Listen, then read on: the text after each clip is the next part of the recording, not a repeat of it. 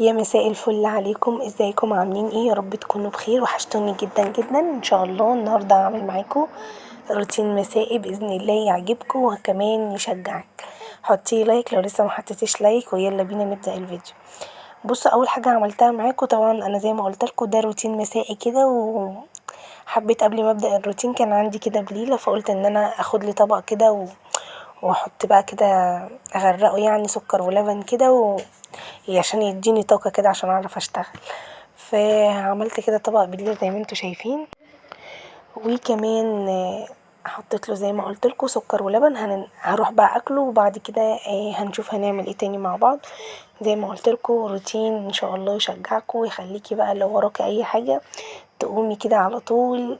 بصي، تاكلي الشقة كده، تاكليها اكل كده، والله العظيم هيشجعك قوي. جيت هنا بقى زي ما انتوا شايفين النهارده باذن الله هرجع الركنه زي ما كانت، وهنضفها تنظيفه حلوه، وكمان هنضف الارض تنظيفه حلوه، هشيل السجاجيد وكمان هكنس وهمسح. طبعا انا مبعملش حاجه جديده، انا عملتها معاكم كتير قبل كده، وزي ما قلت لكم فيديوهاتي مجرد تشجيع. الروتينات دي عشان خاطر اشجعكم، فلو في حد مش بيحب الروتين عادي خالص. بص، كل واحد براحته يعني، في ناس ما بتحبش الروتينات وفي ناس بتحب الروتينات. فزي ما انتوا شايفين هكنس كل السجاجيد، يعني هكنس السجادتين دي كنسة حلوة جدا، عشان خاطر لما اجي ان شاء الله افرشها بعد ما اخلص الارج تكون نضيفة، ما اكونش لسه عايزة اكنسها. فهكنس كده السجادتين، وبعد كده هلمهم وهنكمل هنشوف هنعمل ايه تاني مع بعض. يلا بقى لو وراك اي حاجة قومي كده تشجعي واعمليها عشان يبقى بيتك زي الفل. وشكرا لكم على تعليقاتكم الجميلة. الروتين اللي فات ربنا يكرمكم يا رب، وكل واحد بيتمنى لي دعوة وليكم بالمثل. بصوا، النهارده انا كنت هشيل الستاير لان بصراحة الستاير من ساعة ما حطيتها حاساها كده لونها طفي، وبصراحة اتبهدلت جدا، فكنت هشيلها ورجعت قلت لا خلاص كده كده احنا خلاص يعني فاضلنا حاجات بسيطة ونخش على الشتاء. فقلت خلاص لما اجي اعمل الشقة روتين كده ترويق الشتاء، وان احنا بقى نحط الحاجات الشتوي وكده، ساعتها بشيل الستاير، اخلي يعني جوزي يشيلها لي واغسلها عشان تبقى كل حاجة في الشقة نضيفة بإذن الله، علشان خاطر تبقى كل حاجة في الشقة نضيفة وزي الفل. طبعا زي ما انتوا شايفين انا يعني بصراحة المكة لما بتبقى نايمة بستغل فيها اي حاجة، يعني هي طول ما هي نايمة وانا ببقى مثلا عايزة اعمل اي حاجة في البيت، فبقول بصراحة دي فرصة يعني. فزي ما انتوا شايفين بقى هعمل معاكم النهاردة الارج، وهعمل معاكم المطبخ برضو في مواعين كده عايزة تتغسل هغسلها معاكم، وكمان اوضه النوم يدوبك هروقها بس، عشان انا كنت لسه يعني عامله الملايه معاكم، فهي نضيفه مفيهاش اي حاجه، هي بس متبهدله فهظبطها بس. هرجع بقى الركنه زي ما انتوا شايفين، انا بحب النظام ده. بصوا، هو تغيير يعني، لو انا مره جبتها كده ومره جبتها كده ما تزهقوش، هو بيبقى تغيير مش اكتر والله. هرجع بقى الكنبه دي كده، وبعد كده هنفضها تنفيضه حلوه، وهبتدي بقى ان انا ارص ارص المخدات يعني. بحب ان الارج عندي يكون نضيف، لان ده يعتبر الواجهة يعني. لو حد جالي على غفلة، طبعا اي حد ساعات بيجيله ناس على غفلة، فبحب ان هو الواحد ان يكون عندي نضيف يعني، لان اوضة ولادي بصراحة هي الوحيدة اللي في البيت بتبقى متدمرة، لان هما بيلعبوا فيها وكمان بيناموا فيها، انما قعدتهم بتبقى معايا في اوضة النوم. انا من ساعة ما ربنا كرمني، ومن ساعة كمان ما الصيف ما دخل، وانا قعدتي في اوضة النوم، وكمان الشتا هيبقى جاي علينا هتبقى برضو قعدتي في اوضة النوم. فعشان كده بحب الارج بيبقى نضيف. هو صحيح ساعات بيبقى متبهدل، لان ساعات بيزهقوا من اوضتهم بيطلعوا يلعبوا فيه بره، وساعات ملك بتروق وساعات لا لما بيجي لها مزاج يعني. ف عايزه اقول لكم بعد ما روقت قلت لهم على الله اشوف حد فيكم بره، ربنا يهديهم يا رب.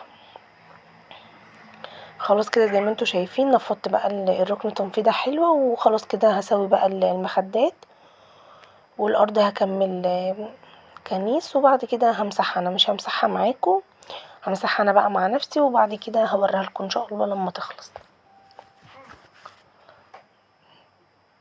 برضو الزرعة دي عندي هنا كانت كنت بظبطها، وكانت برضو هنا عايزة تتغسل، فقلت خلاص ايه انا كده بيبقى في بخاخة عندي كده فيها مية، قلت ابقى اجيبها يعني وارش بيها. يعني انا حاولت كده زي ما انتوا شفتوني نفضتها كده بس عشان ساعات بيبقى عليها تراب.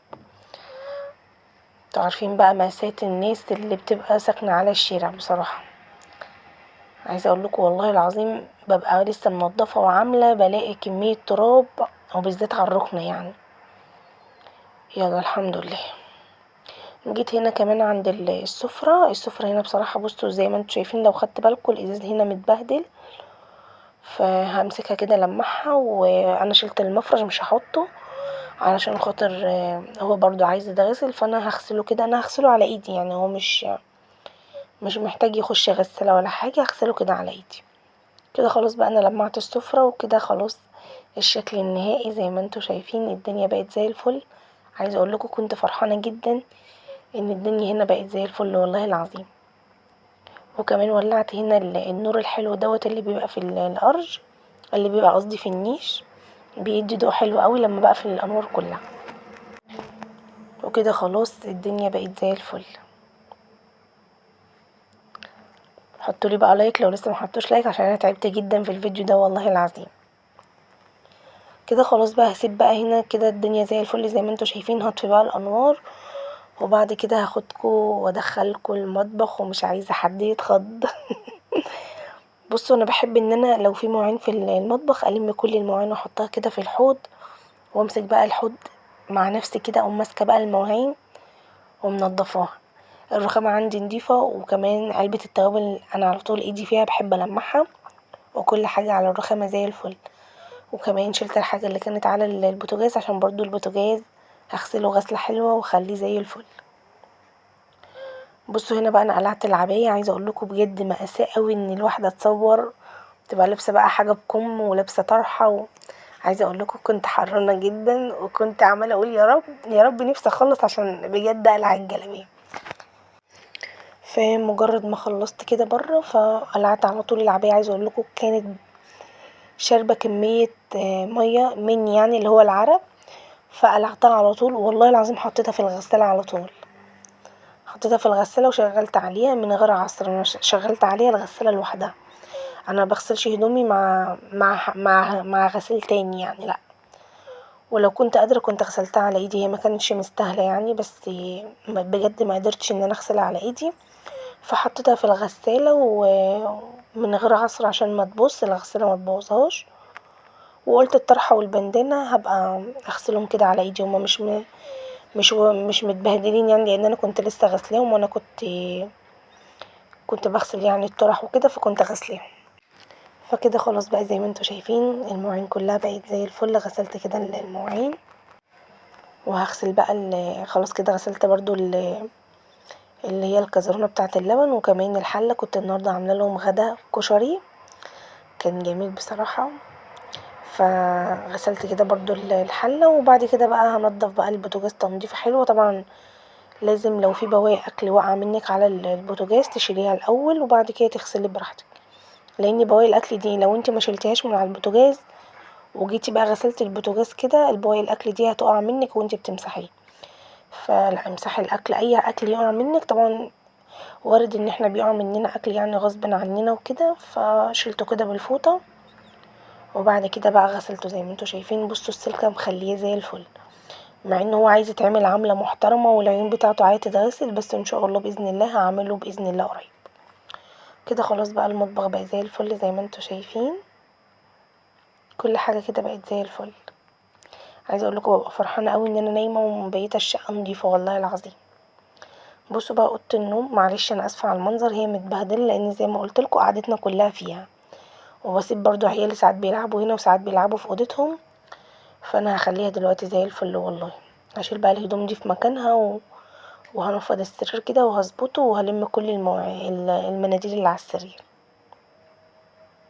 كده خلاص بصوا كأني مفيش حاجه حصلت والله يا جماعه، الدنيا بقت زي الفل زي ما انتوا شايفين. ربنا يهدي ولادنا يا رب. طبعا وشلت كمان الغسيل اللي كان على الكنبه، وكده خلاص الدنيا بقت زي الفل. وهو ده يومي معاكم النهارده. طبعا يا رب يكون عجبكم واكون بشجعكم حتى لو بحاجة بسيطة. واشوفكم ان شاء الله في روتين جديد. مع السلامة.